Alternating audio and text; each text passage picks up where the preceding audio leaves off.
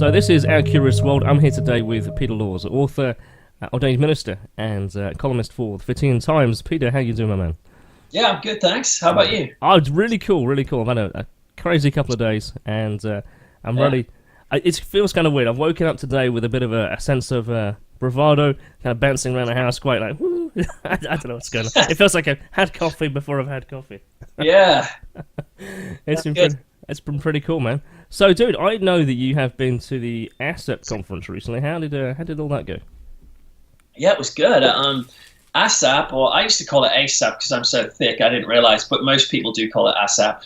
Yeah, I went there a few weeks ago. I was speaking there. What was I talking about again? Oh, yeah. I was on about the beast within. I was interested in this idea of how werewolves and vampires and demons, classically through history, that's not really a persona you would like to take on.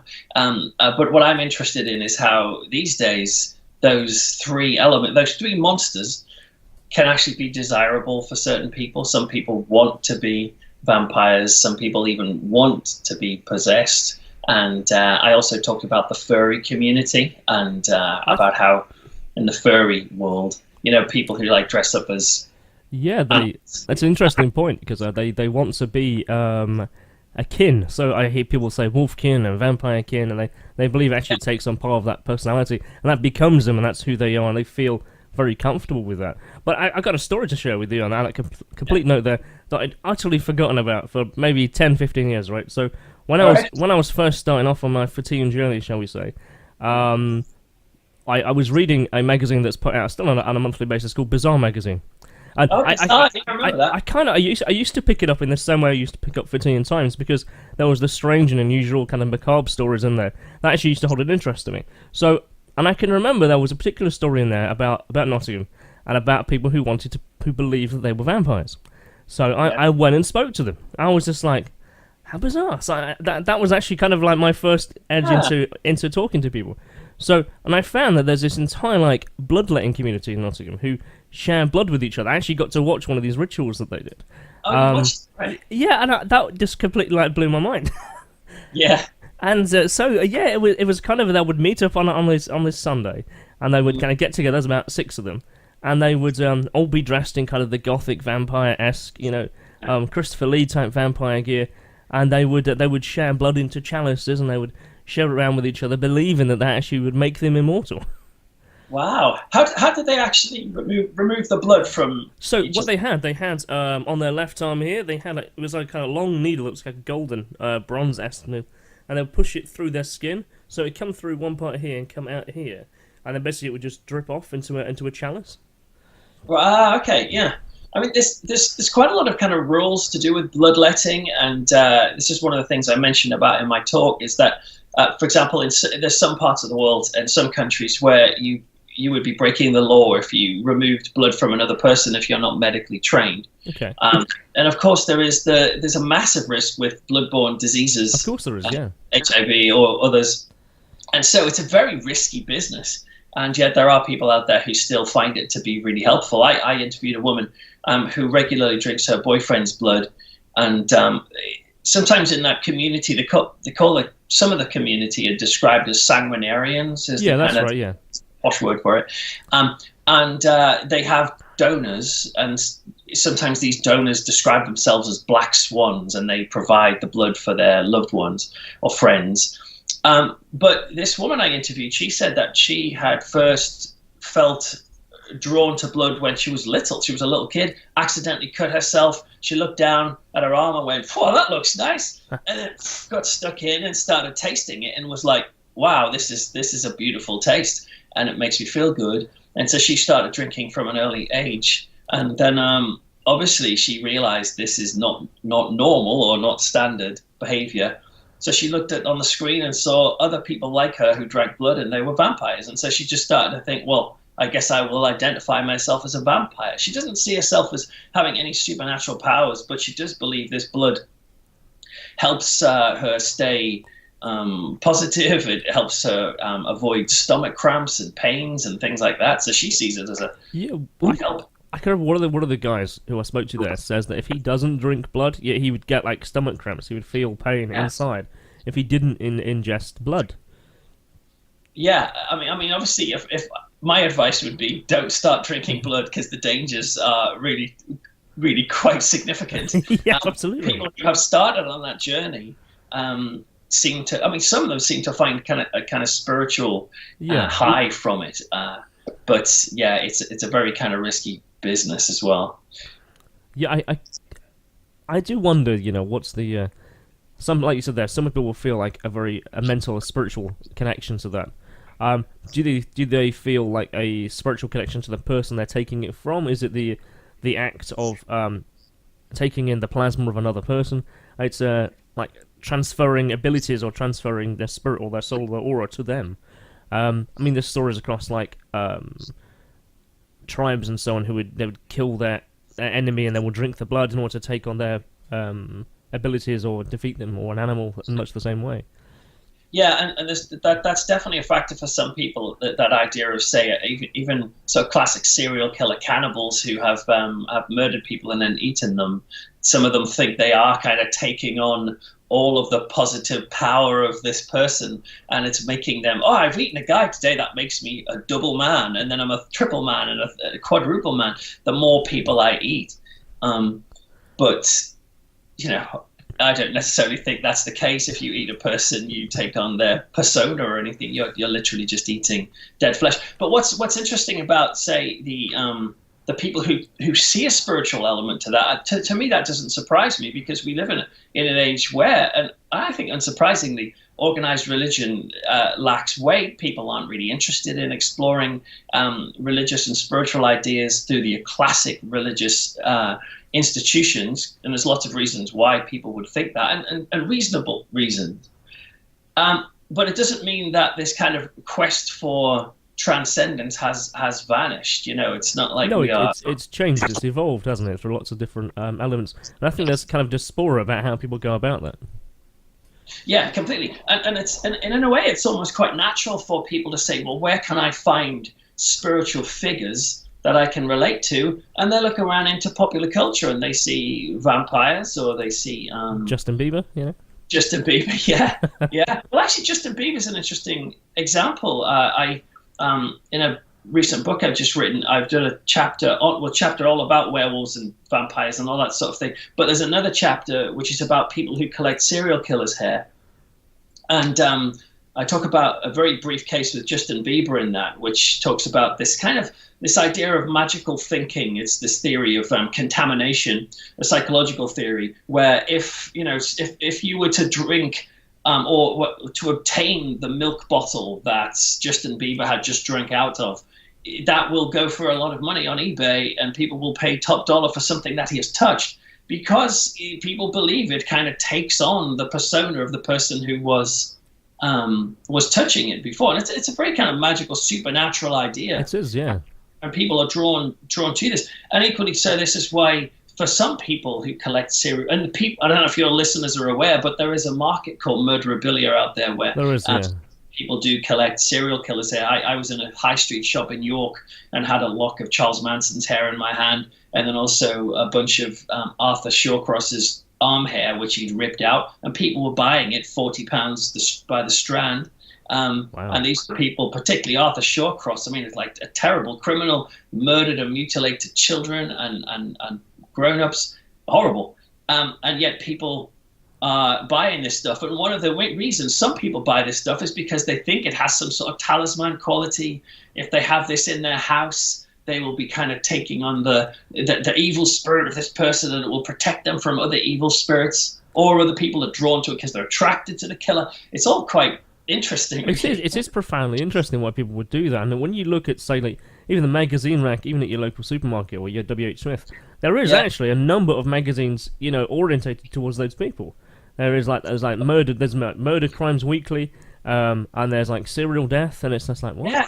And then you look at the front cover of, like, I think it's like Chat magazine. I think it's Chat magazine, and its little tagline is death. No, it's like columns, life, death, or something like that, or prizes win death, and it's just like, what is that? And so all their column stories are actually stories where people have died in the most grotesque ways, or very Jeremy Kyle stories that have gone a bit too far.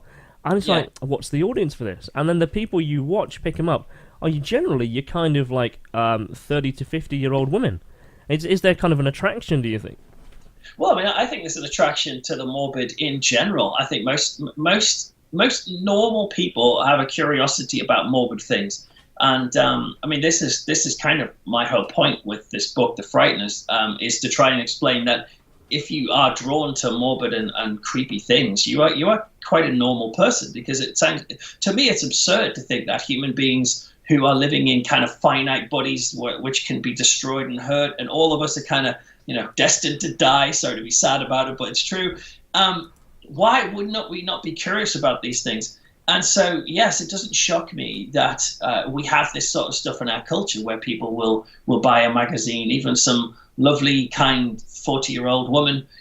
She will read this stuff because there's lots of reasons why, and particularly women actually are attracted to, serial killers, for example. Yeah. And we have plenty of cases where a man has gone and been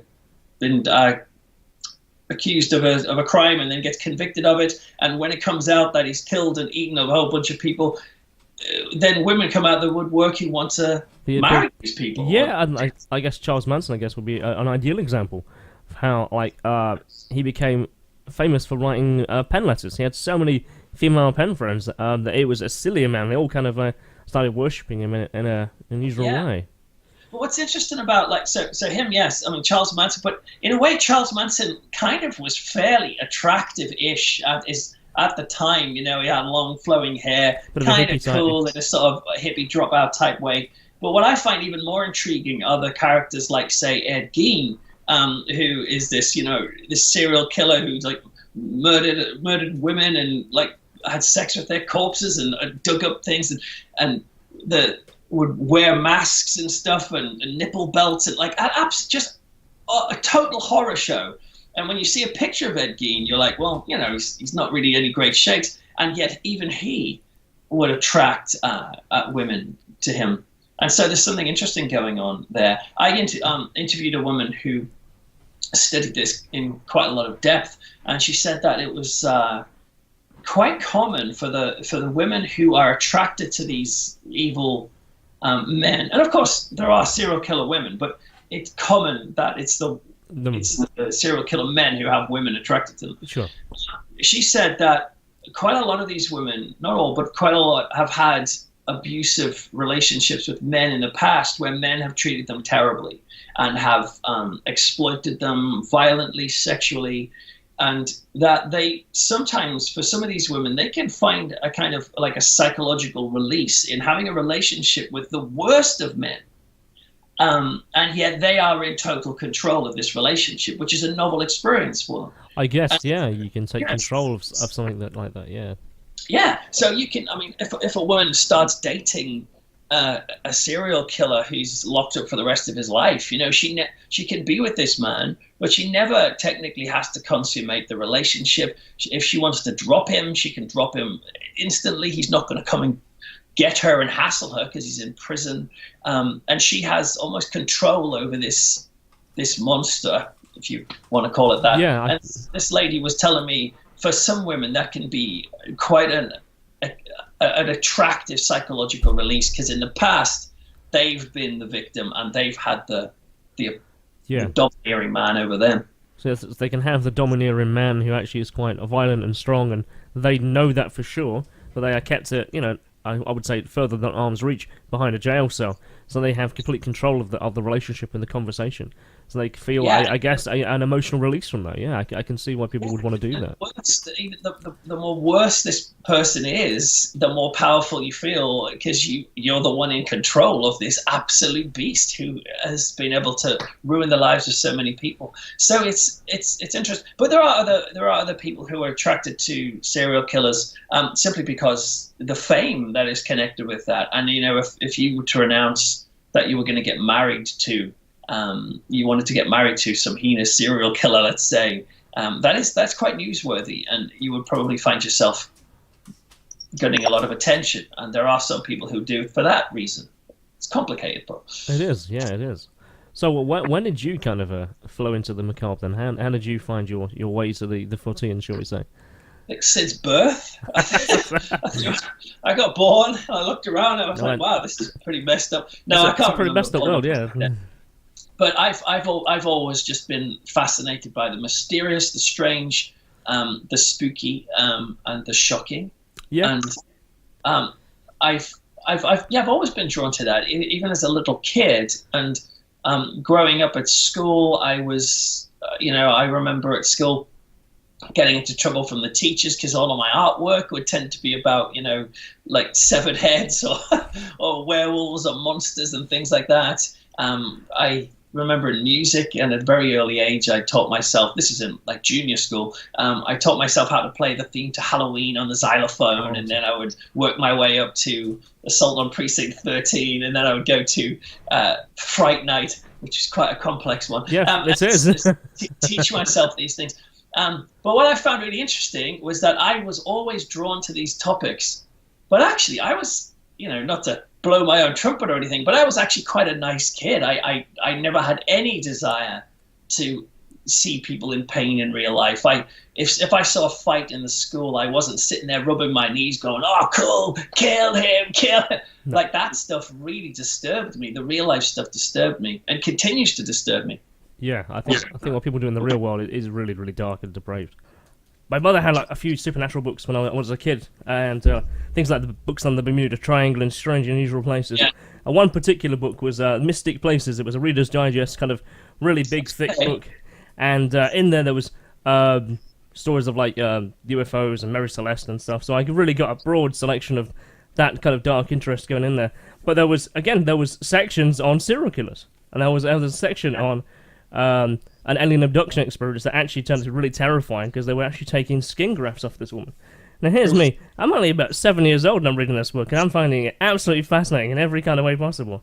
And I can remember being at school, reading this massive book, and everyone else has got like, Rupert the Bear, and there's me with this massive book just learning about skin grafts. Yeah. But did you feel at the time that this was something unusual? Did you feel like a freak? Or I felt that it was something I'd hate to use the word already knew about. I had a feeling that this actually was pretty normal. I didn't feel anything strange about it. The strange reactions I got from people were just about, how do you manage to read that book? And I'm like, it reads good. And I think because of that kind of books that I read when I was younger, my vocabulary was much better than anyone else in my school. Because I'd seen longer words, I saw better reading experiences, because I was reading more professional authors and people going, he got to the end of the street. Yes, you knew anal probe at a very early age. Yeah. Absolutely. Yes. I'll tell you what, one thing that still haunts me about that very book, there was this graphic picture of these two old people, and they were in the front seat of their car, and the kind of artwork, it was clearly a drawn piece, and they were kind of like scared away, and they're looking through the front windscreen, and of course there's this UFO that had landed in front of them, and there's this kind of grey tracksuit covered alien with this kind of odd head. And it haunted me for like 10 years. I literally would go to sleep and I would think about this, and I was absolutely haunted by it. And now I look back and I go, what, why? Because I came across the image when I was looking for some books online, and I was like, oh, I remember that. And it didn't hit me, but when I was a child, that really disturbed me. It's like watching Freddy when you're about 13 years old. It's like it holds a weight with you. Yeah, I mean, I've got similar examples of images from books that have stayed with me and stay with me even now. But I just think that when I felt those feelings of fear and unsettlement, they made me feel really alive. I was like, oh my word, I could read. Yeah, I could read sort of Rupert the Bear and think, oh, that's okay. But that didn't really make my life feel particularly epic. And yet these sorts of stories, which spoke of mysterious things going on in the real world, not only made excited me, but it also made my entire environment feel that it had the potential of epicness. Yeah. So I could walk home from school past some old house, and it wasn't just an old house anymore. It was like, oh my word, there could be like a creepy old witch that lives in there, or that could be haunted, or maybe there was a murder down the road. And that it kind of turns the colours up of everything in your life. That's a really, really good way of making that description across.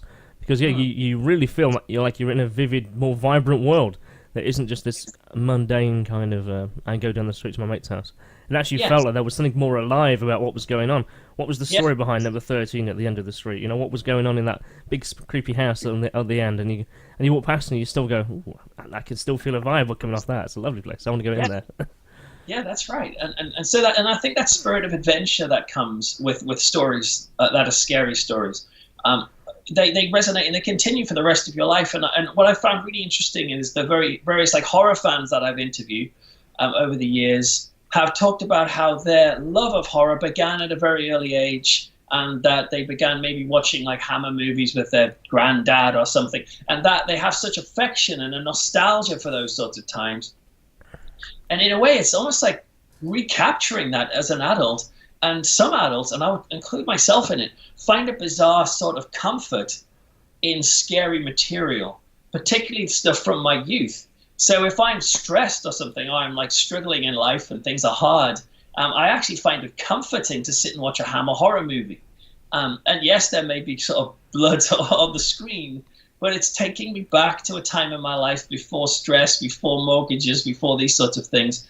And I interviewed the film director Brian Yuzna, who like produced Reanimator and directed Society and other things. He was a kind of a big sort of body horror guy, and he said that he believed that many adults love to watch horror movies because what they first felt fully alive in their lives when they were frightened, when they were young.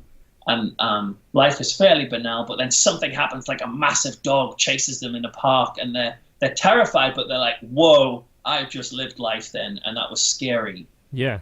And as we're older, we're kind of we're trying to recapture some of those first thrills that we've had as young people. So the nostalgia element is, I think, quite strong when I meet horror fans. But then nostalgia is big anyway. Yeah, it is. And it's interesting to see how horror films have so. I think in my head now the current Halloween franchise is just about to have a new addition to that, and it's actually a continuation of the story that came out 10 years ago, and that was a continuation of what came out 15 years before that. So you're actually seeing the main character, Jamie Lee Curtis, actually continuing her experience, and I think that's really powerful because it shows that you as an audience member actually have grown up with this person who's had a terrifying experience as a character. And then she's revisited it 10 years later with Halloween H2O, and then she revisited it again now, and she has lived with this terrifying experience that is actually still continuing to haunt her. So actually, there's a psychological haunting that actually what happened to you back then can still happen to you right now. And and that when I saw that they were going to do that, I was like, wow, that's actually I like that. Yeah, me too. Yeah, the trailer looks pretty good. I'm looking forward to seeing it. Yeah, I just say it's a really interesting idea to want to do that. And I'd say it captures nostalgia. It captures that moment when you were... Because a lot of people, I think, saw horror films actually when they were a bit younger than they should have done. Certainly that period of, say, maybe even 11 to about 15, when you discover those 18s on your parents' shelf and you go, what's this about? Yes. And because I'm older than you, and so I was around the time when...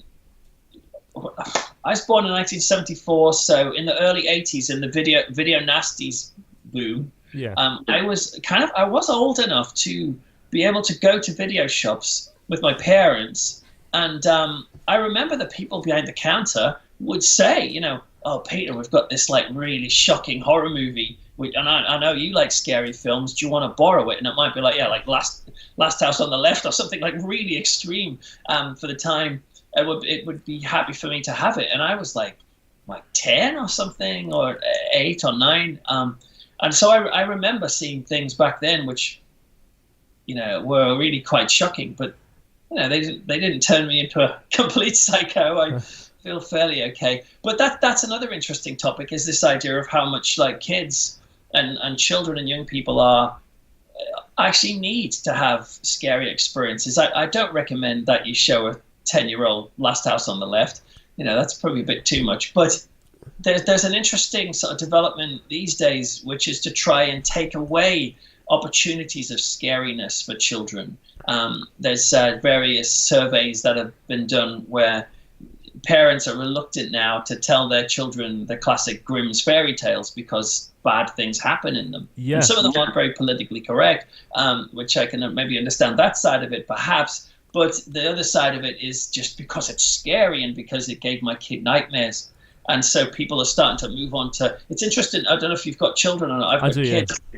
Yeah, and what's fascinating is reading how banal and sanitized some kids' stories are, and they're nice and they're great, but they don't have a lot of threat. So if you're reading like The Hungry Caterpillar, which is very popular still today, and it's an old book, but it's so popular today, or The Gruffalo, or stories like that, they're lovely, but they don't necessarily have the really evil guy in the woods element. On that very note, so I was at my daughter's house yesterday. My daughter's 18 now, she's got her own place. She was telling me that one of her favourite films actually was The Grinch and The Gruffalo. It's interesting you mention that. Okay. Because they were, that she read them as a child, in their kind of a more adult-orientated version. They were a bit more, certainly with Dr. Seuss's stuff, you know, it didn't feel like it was really for children. It was quite graphic. Yeah. So, and I think that's actually why she watched it, and says she really enjoys it, and she has a love of horror films. So I just tick it in my head and going, that would probably explain why that would be the case. Like you said, now with versions of The Gruffalo and The Hungry Caterpillar, certainly The Hungry Caterpillar that has now been more sanitized, which I thought was an ideal child's book. But of course, the PC community have been a bit like, we need to take this away from children because it's a bit scary. Yeah, I think there's an element of you wanting to be scared as a child, and actually that gave you love for lust and adventure. And I think an interesting parallel to that would be like Doctor Who. You know, it was great to be behind the sofa scared, and that actually it brought you up as you had a bit of a thirst for challenges, but also kind of gave you a bit of a moral compass as well. Well, completely. And not only a moral compass, but also like these stories did have instructive qualities, which are really quite handy. I mean, it is quite important for children to learn at some point that not everybody is to be trusted, and not everybody is a friend.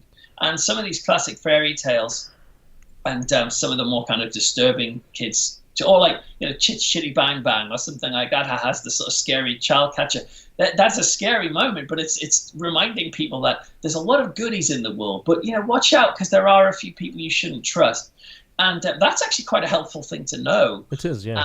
And then to remove that and imply that everyone is like on your side and everyone wants to help you out has got some dangerous ramifications, I think, for kids who go out into the world and are just unprepared for the real world and get such a shock when bad things happen. Yeah, you know what's a really odd thing is, it just popped into my head as things do. So I was at my daughter's yesterday. The show that she had on, it was on mute in the background, was the film Frozen. A film that I happen to say I have not seen. I generally have not seen Frozen. I've stayed away from it. But I am aware of it and how the story is. Of course, it's a retelling of the Snow Queen and so on. And the Snow Queen actually is a really disturbing book. I can remember reading that when I was about 9 years old, and saw in the background I was watching how Frozen was playing out, and how the main kind of the love interest of the main character actually turns out to be the villain. The pretty handsome character is the one actually who's the one he's the one who treats her really badly. Yeah. And when you're talking there about, say, how the baddie and the goodie actually can be almost interchangeable, that, you know, people are bad when they're presented as being a good person, and we've kind of been encouraged, so we've been enforced, by the pretty handsome male with a square jaw, that they're going to be lovely and handsome and an adventurer and wonderful. And actually this time, he's really not. He really has his own agenda going on. I remember in the cinema when I was seeing that with my kids, and my jaw dropped. I was like, what a cool twist. Spoiler alert, by the way, if anyone hasn't seen this. But yeah, you're quite right. Disney are quite good at this, because Disney do still have elements of shock and disturbing ideas in it. And they frequently, in fact, loads of kids' movies, they frequently will have the parents will perish in the first 20 minutes, and this gives the sort of dramatic arc for the child to be lost and find her own way or whatever.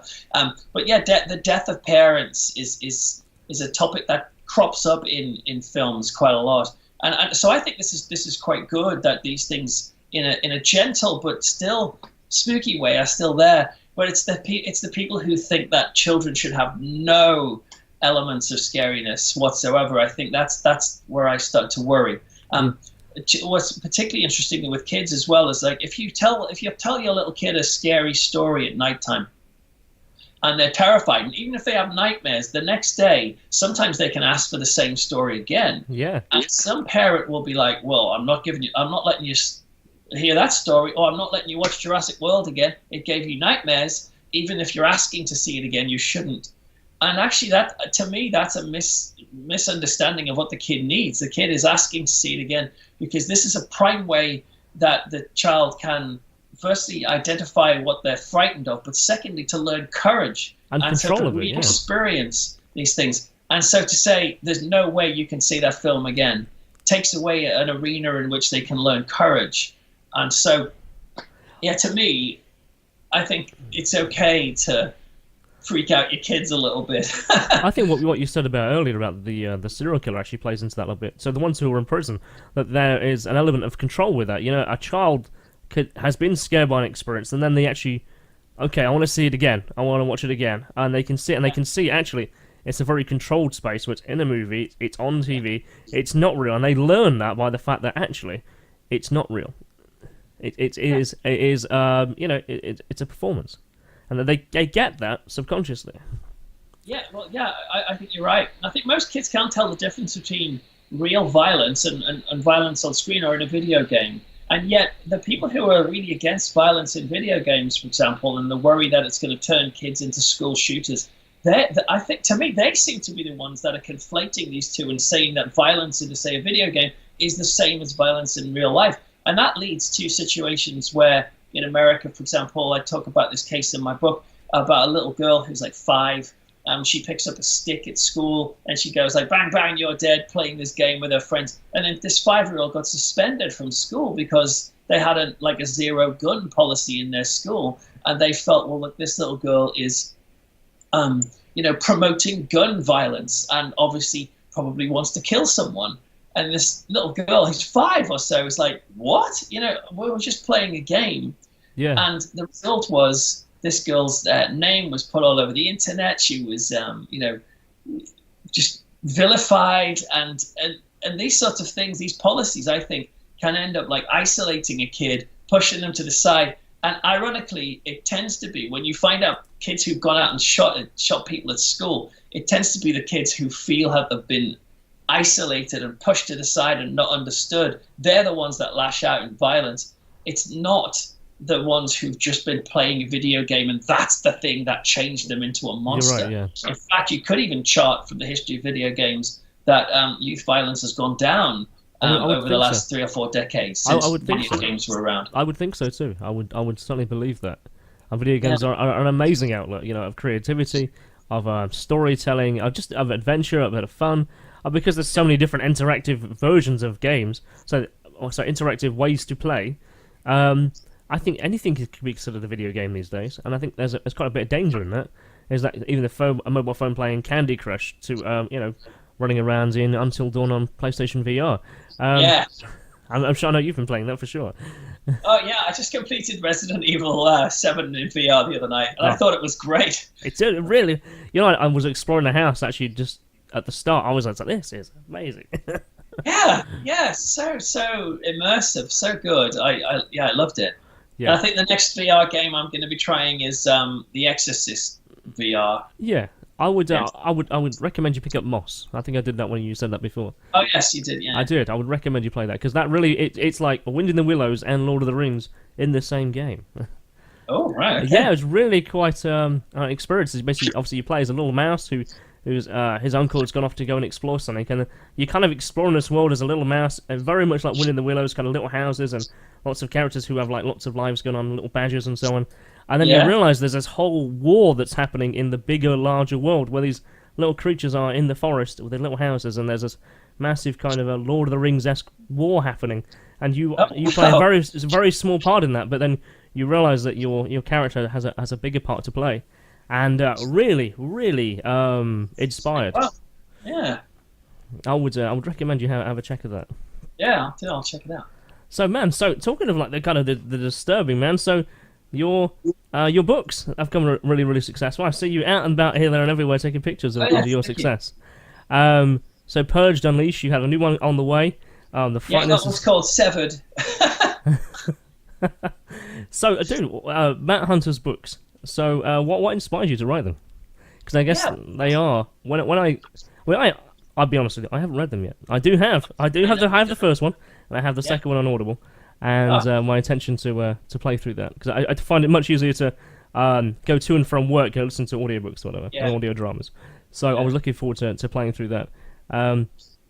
And of course, there was that situation a little while ago where there's a person who appears to be a little bit inspired by one of your books, potentially. Yeah, I can imagine that must have been a bit of a squeaky bum time.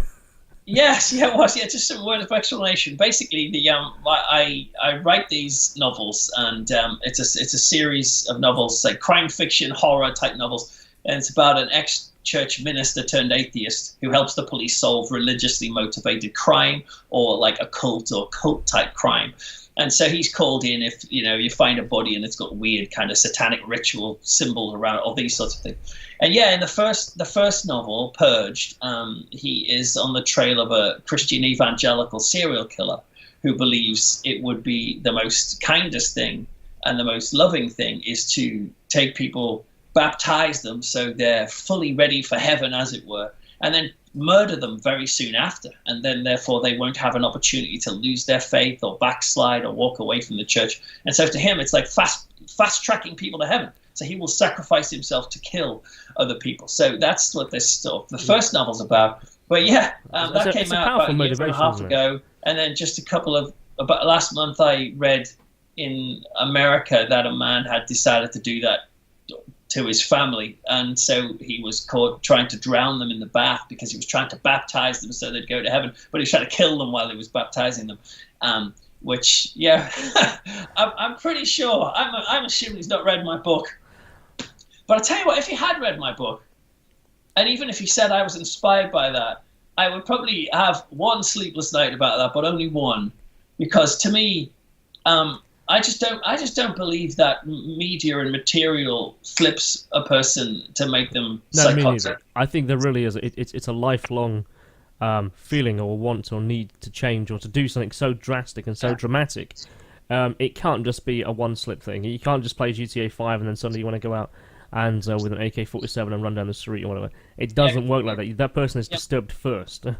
Yeah, and even if it was like, a person who had these bad tendencies, and then a book like mine or a film or a game was the thing that just knocked them over the edge, I still don't think that means the book or the film is to blame, because anything can knock these people over the edge. Just being served their coffee wrong in Starbucks or being looked at in a funny way can set that rage going. So, but I found it interesting to hear that there was someone out there who had a similar motive, and I was relieved that this story came out after the book had been published. I'd have been like, if it had come out before, I'd have been, oh crap! Now it's going to look like I've just stole this from the headlines. But yeah, I came first, I guess. Yeah, don't spoil the second one for me, so I'm going to go through that next couple of days. Oh man, yes. So the Frighteners. How does that play differently? Is that more of a compendium? Yeah, the Frighteners. Yeah, I've in the spirit of self-promotion. Yeah, these are the for example, some of the fiction books. But yeah, the Frighteners is a different ball game altogether. This is a non-fiction book, which is why we love monsters, ghosts, death, and gore. There's the pretty paperback that's coming out in a couple of weeks. But that was interesting because the reason why I started writing the Frighteners was because I didn't just get a book deal for fiction straight away. I decided I'd like to try and write fiction and had a go at it. But then it took me about 4 to 5 years to get a book deal. And so that's like 4 or 5 years of constant rejection. Not easy to deal with, but I'd get rejected. I'd just go, okay, I'll write a new book. That got rejected, write a new book. That got rejected, and just kept going until I thought, you know what, this fiction thing's never going to happen for me. So I'll come up with a non-fiction idea as a backup. And that's why I came up with this idea of I would be interested to understand, why do human beings have a morbid streak? Why do I have a morbid streak? Because I'm not a bad person. So why do I like looking at bad things? And then anyway, what happened was my agent called me and said, amazingly, we've been offered a 2-book deal for fiction. And I was like, oh, fantastic. Let's go. But then about 6 weeks later, kind of almost forgetting about it, the non-fiction deal came through as well. Wow. So which I was totally over the moon with, but it meant that, oh crud, I've got to write a non-fiction book and also 2 fiction books. Did you find they reflect each other in a way? Is there personality that you've gained through your experience in looking at the real side of things and understanding the mentality that goes into these things? Does that help you actually write your fiction stories? Yes, it has. And there's definite crossover, because writing my non-fiction helped me understand why I write my fiction, and why I am interested in scary, dark things. It's because I realized that, in a way, Kristian, I'm quite scared of the world. I find myself disturbed by things, even more sensitive about real life violence than perhaps other people can be. And so in my non-fiction book, I was discovering actually one of the reasons why human beings are drawn to the morbid is because we can take that which is scary and reconstitute it and use it in ways that we're in control of. So, this is what's really interesting. If you're scared of, if you look at sort of statistics and demographics of people who go to see films, like the vast majority of people who'll go and see war films are young men. Actually, a lot of young women go to see slasher movies. Yeah. And a lot of older people like to watch like Disease of the Week type movies on like TV, which is about someone dying of leukemia or something. And what's interesting is human beings, we actually want to watch stories in which people like us die. And it's because it can be a helpful way of rehearsing how we would deal with it, but also we're seeing someone else die and not us. And this is one of the reasons why I write fiction, is I find murder disturbing. So if I can take the furniture of that and be in charge of it, and I have total control over who lives, who dies, that actually gives me a sort of a faux sense of confidence about it. So I found there was a crossover in that way. I was starting to understand why I was drawn to morbid things, because it's a sort of way of me dealing with my own fears of the morbid. And just to add another example, is there's a great study of children after 9/11. In the weeks and months after 9/11, there were, the kids were observed who had family who were involved in the attacks. They were observed building Lego planes and Lego towers and smashing them over and over again. And teachers and parents were coming in and going, this is a bit wrong. You should stop this because it's devaluing and trivializing a real tragedy.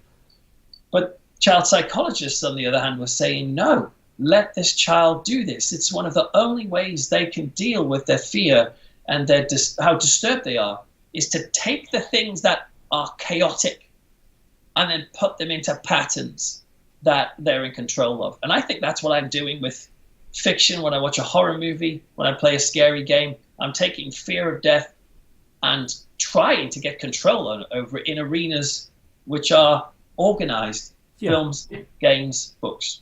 That's a really powerful, really good piece, I guess, advice for some people as well. It's like, it's okay to go and, be a bit angry when you see something that is violent or frustrating or it drives you emotionally. It's okay to do something that actually is, for some people on the outside, would look quite like, what the hell is that guy doing? But it's actually, they're just trying to understand what really has gone on, and they're trying to find a way to control it.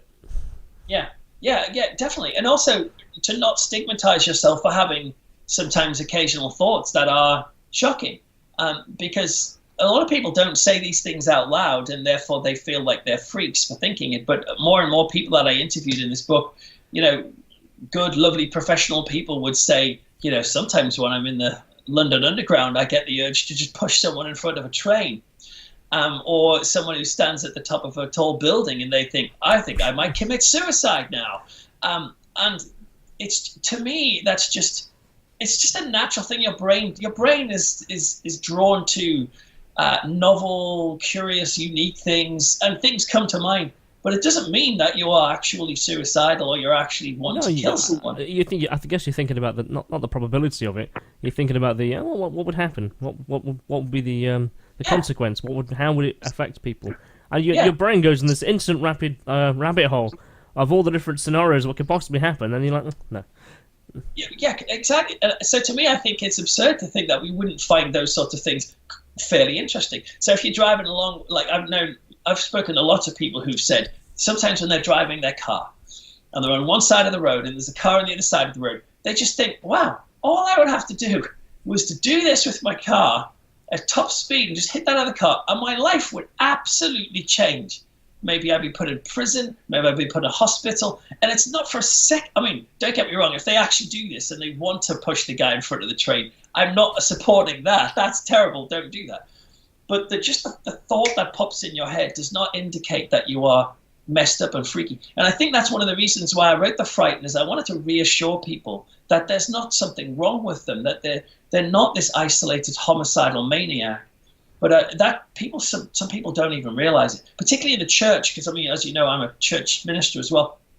And sometimes within the church, there's a kind of everyone be nice and not, not be. You're not going to sit there and say, "Oh, I thought about throwing myself off a bridge yesterday," unless you thought it was a big confession of suicide. But I remember when I was a youth worker, I was sitting with a bunch of teenagers, and we just were sharing some of these weird thoughts we have, and it was really liberating because we all said. Oh, some people said, wow, I thought there was something wrong with me, but now I know everyone else sometimes has those crazy thoughts. That's maybe I'm just normal. I guess, yeah. Well, when you are in a protected environment and you got people around you, perhaps if you've got a kind of strong Christian family or a really religious family, really, where you have your life controlled, where you are expected to conform in a certain way, your behaviors are this, and you should definitely not think this way or say these kind of things. And then they are the things you're perhaps thinking about the most. It's like, I need to let this out. I need to stop thinking. I need to explode. Yeah, and I do think morbid culture allows us to have that cathartic release of aggression. And I would much rather people release their aggression through a video game than through actual violence. And if you look at the history of us, of humans, I mean, you go way back to, say, the Colosseums of Rome and seeing real people kill each other. That could be quite a cathartic thing for the audiences back then to let their aggression out and say, see that guy fight the other one and cheer them on and all that stuff. But these days we do it in a different way. We see actors dying on screen in bloody ways. To me, that feels like progress. We've moved from real people dying to fictionalized people dying. So that seems like a progress to me, but others would look at society and say the more violent entertainment gets, the more debauched we are, the more twisted society is. But I don't think statistics back that up. I think actually we're living in an age now which is surprisingly less violent than it used to be. And there's more education, there's more we're more healthy, less people are dying in poverty and wars, less people die. Less youth crime, less murder, less domestic violence. There's still loads of it around. But far less than it used to be. In my head I'm thinking about, like, so the 1200s or whatever, when you could just go to a guy's farm and just cut him up and take his land or whatever. Yeah, that's all gone now. The Game of Thrones world isn't quite as real as it is now. Yeah, exactly. And yet people can sometimes have a nostalgia and say, oh, if we can only get back to the past where people were nice and respectful, and people will say, oh, the 1950s, if only life could be like the 1950s, when gentlemen could tip their cap to a lady and open the door for them, which is all very nice. But then you forget that in the same decade, it was legal to rape your wife. Yeah. You think, hang on a minute, we have progressed, we've got better. But that's not to say we don't have problems in society and lack of respect. I mean, that's all still there, but it's not as rampant as people seem to think. Yeah, I think people are obsessed with the breakdown. They want to see the chaos take over, and I think there's almost a fantasy about anarchy happening as well. Yeah, and that can be fed into a religious mindset, which is this sense of for Christians particularly. For some Christians, they'll say, well, Jesus is coming back, and before Jesus comes back, things are going to get worse and worse. And I know of some evangelical Christians who actually almost are glad at the idea that society could be falling apart because it's a sign that maybe Jesus is coming back because things are getting worse. Yeah, there was that story, I think it was last week, about the red goat born in Israel, which apparently they see as a red calf, and they've seen it as a sign that the end times are here, and actually their fulfillment as the world's only race actually is now fulfilling itself. And I was but will that drive them to be more? We need to keep driving this. We've got to make it happen more often. We now have to make the purge happen. Yeah, that's right. and people have been predicting the end of the world, Christians particularly, for ages, and so many different people have been classed as the Antichrist. Yeah. And anyone who's just seen as being, oh, you're not normal, you're the Antichrist. Yeah. And it's ironic that Jesus himself said, don't believe anyone who says when the end of the world is going to come. It will come at some point, and you'll be surprised by it, perhaps. But if anyone comes along and says, "I've worked it out, it's going to be 2014 or whatever, or 2062," or you just go, you don't know that. The dates thing really do interest me, because I guess the Daily Express and the Daily Mirror now are as guilty as anything, and even the Metro. These are mainstream newspapers who constantly parade someone who's going, they've told us a date, and they run it on the front page of the story. They really go hell for leather on the fact that people will click on it. They will share it. They will advertise it, because I see it through my feeds and friends' feeds, and because they know that there's this fascination that people want to know when the end of the world is. Yeah, and I understand that fascination. So even though if someone predicts there's going to be the end of the world, in my mind, I suppose in my Christian mind, I'll tend to think, well, I don't think anyone was really going to know when that would happen.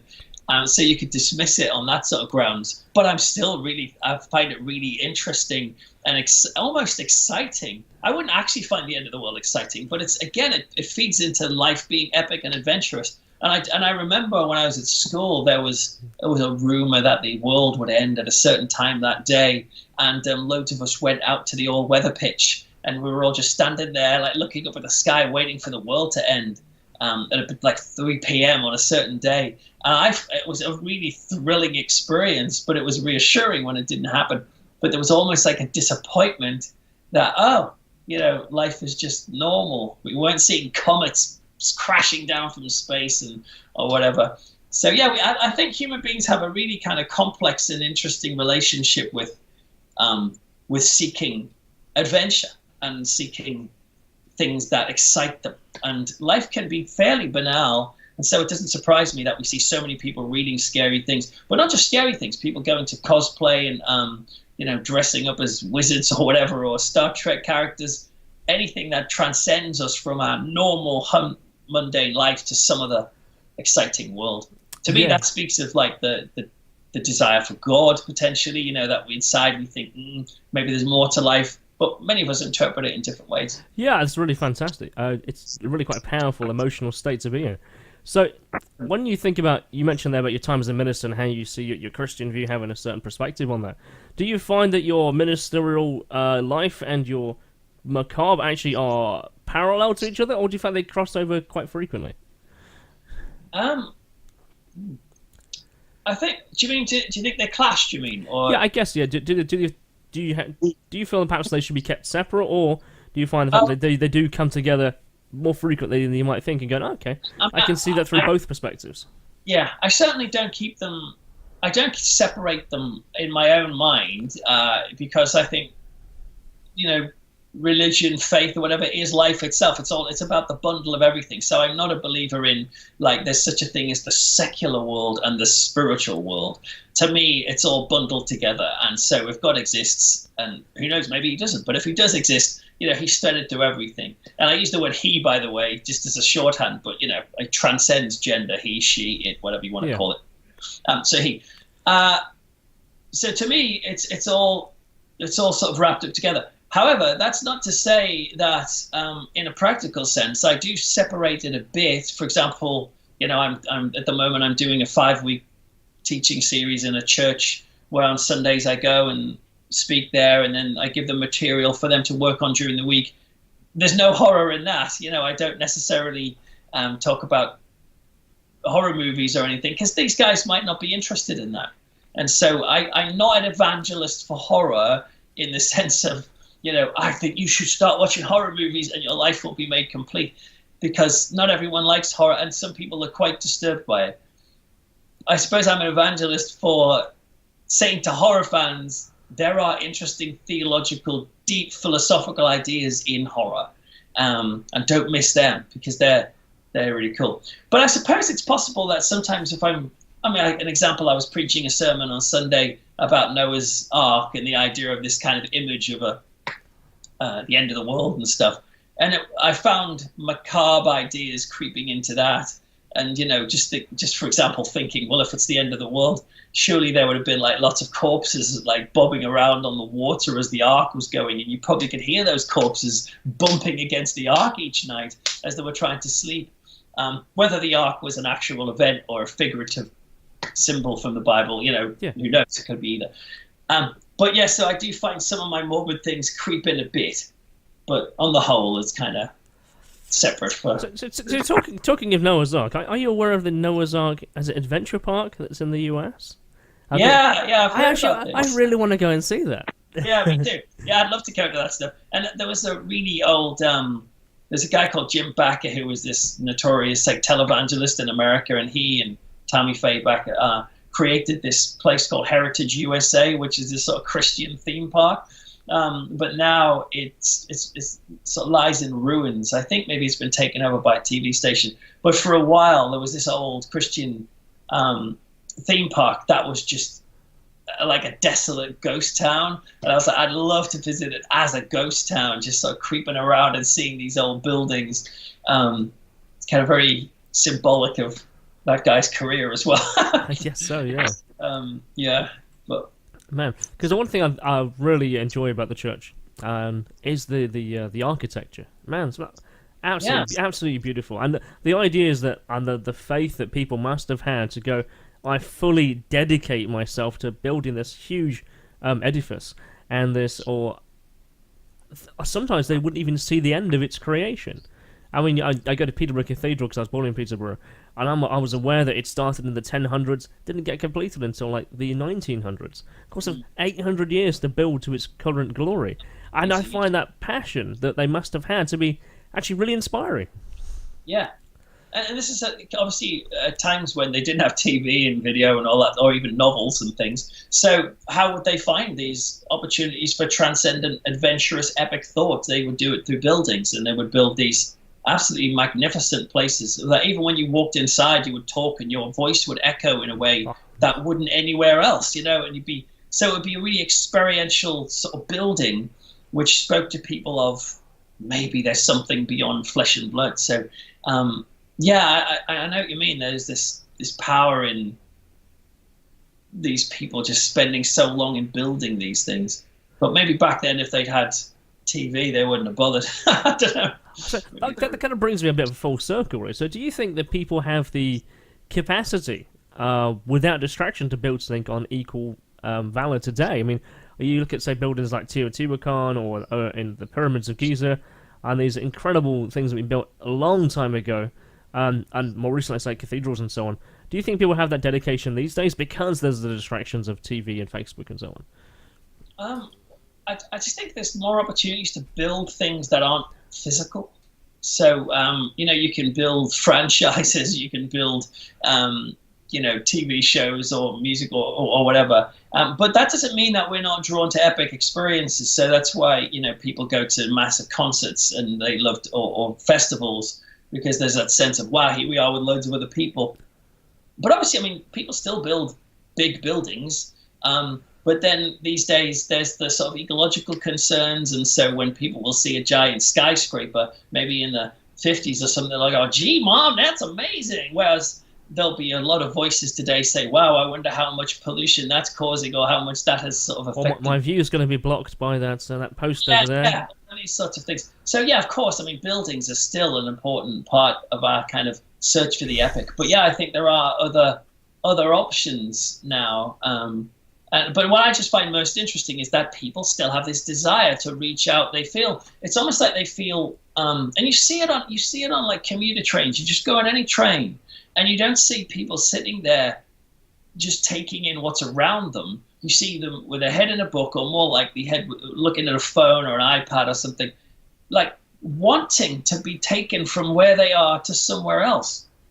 I think that speaks of the human condition. There's something inside us that says maybe me just being a banal human being is not all there is. What happens if they're being called to something bigger?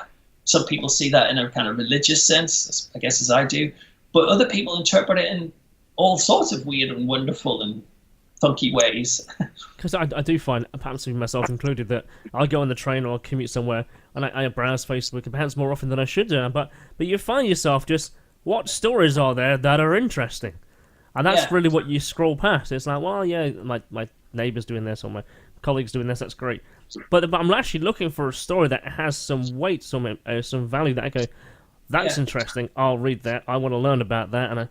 And I guess nowadays the internet really is about news feeds, so your Google feed and your Facebook feed and Twitter.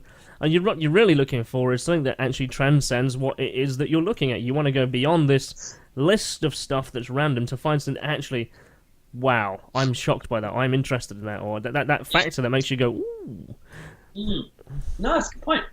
No. There's also, of course, there's a problem with being relentlessly searching for the transcendent in other places, is that we don't notice the power of what's immediately around us. Yes. And ironically, and I think this is one of the reasons why morbid culture can teach us things and help us to concentrate on life, is because death itself is a brilliant reminder of how amazing our immediate surroundings are.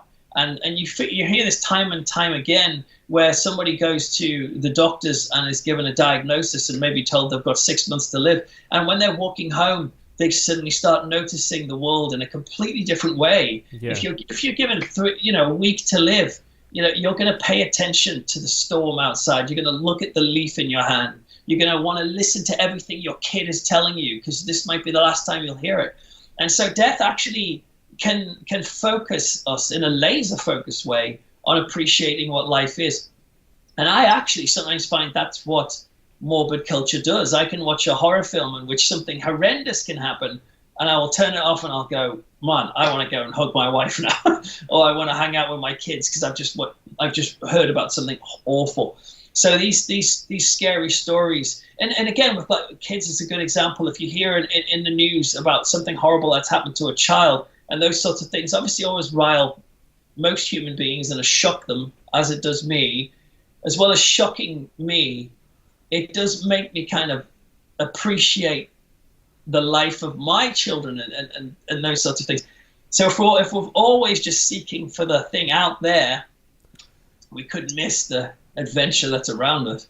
That sounds like something an Oprah Winfrey would say, but I was thinking of Ferris Bueller, actually. Yeah. Oh, is it? I try to think what the line is now. You just if you don't stop and take a look around, you'll miss it as you go forward in life, or something to that. Yeah, it was. So man, that's a pretty awesome story. That kind of brings us, I guess, full circle to where we are now. I mean, yeah, covered a lot of ground. We have, and what I really like is the fact that people have an opportunity to just discuss like this, a one-to-one conversation. I think it's really powerful that you can sit down and actually just let things go as a free-flow conversation. And I've found that now, as I've been doing a Curious World, actually that has been my exploration of exploring myself and other people, that we can explore ideas back and forth of each other. And I think that's really going to be what is key to the success of the Curious World going forward. So, is the ability to sit down and actually have a real conversation with people about things that are really interesting about things. Yes, absolutely. Yeah. Man, so I really hope you've enjoyed coming over today, and I've certainly enjoyed talking to yourself, and I certainly look forward to talking to you again in the future very soon. I'd love to have you back on.